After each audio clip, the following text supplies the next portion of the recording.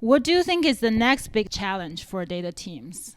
And I think this is a really interesting time for data teams, I would say. Like, I think, the last sort of 10 years ago, everybody was like, oh yeah, we're data driven. I don't think that was true, actually. Like, I think we just said it because we wanted to say it and we felt important saying it. Yeah. But we weren't really using data.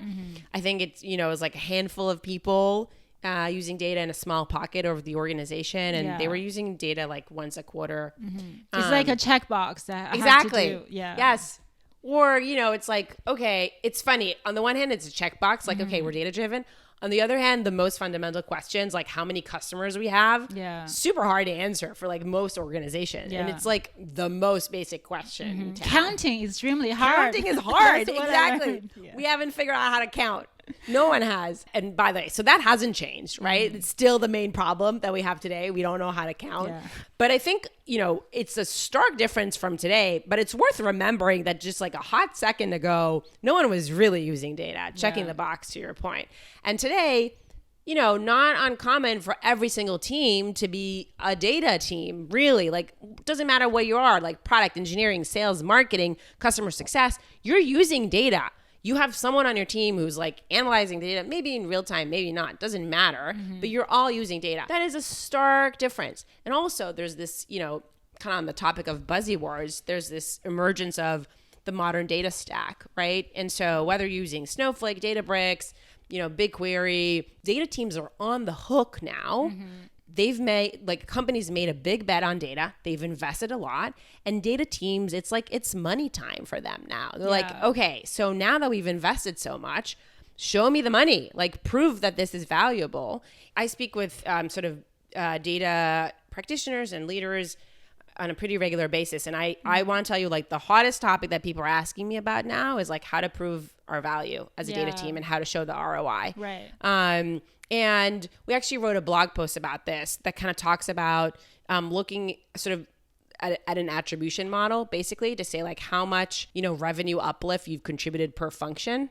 So like, how does the data team help the marketing team generate more revenue, or the sales team more revenue, or the customer success team more revenue? Like, let's take, for example, customer success. The data team can help by doing an analysis of like which companies might be primed for an expansion right now, or, which organizations are using particular products and might, have an inclination to try similar products to it. And you can actually like look at the impact there on the business and measure that back to the data team.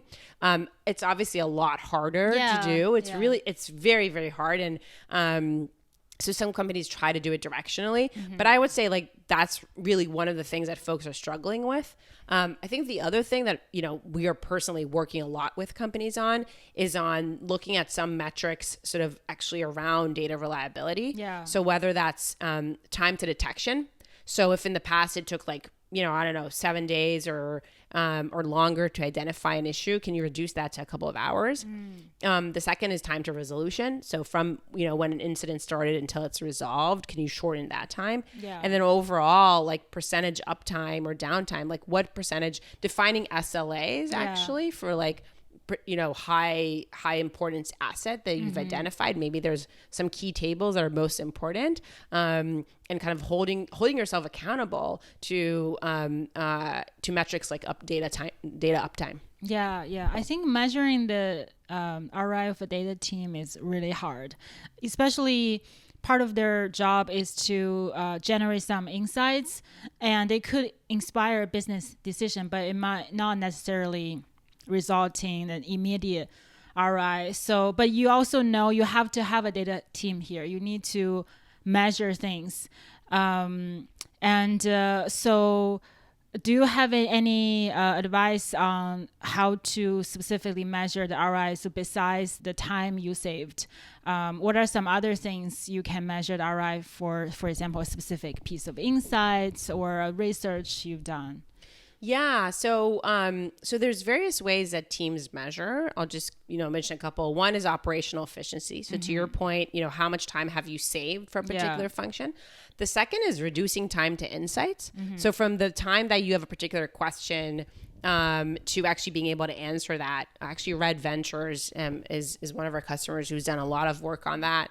The third example could be actually like new revenue generated. So if the data team did some analysis that resulted in a new product, a new go-to-market strategy, an expansion or upsell opportunity, those can be sort of attributed back to the team. So folks look at that. I would also say, in stronger personalization products. So for example, recommending the right products to you at the right time and the right audience. This is particularly relevant actually for financial companies who want to recommend, the right packages, the right solutions based on what they know about you and your history. In all of those instances, data can actually, you can build a better product. And so in those cases, the ROI is a lot clearer. I would say the closer the data team's work is to real business outcomes, the easier it is to explain that ROI.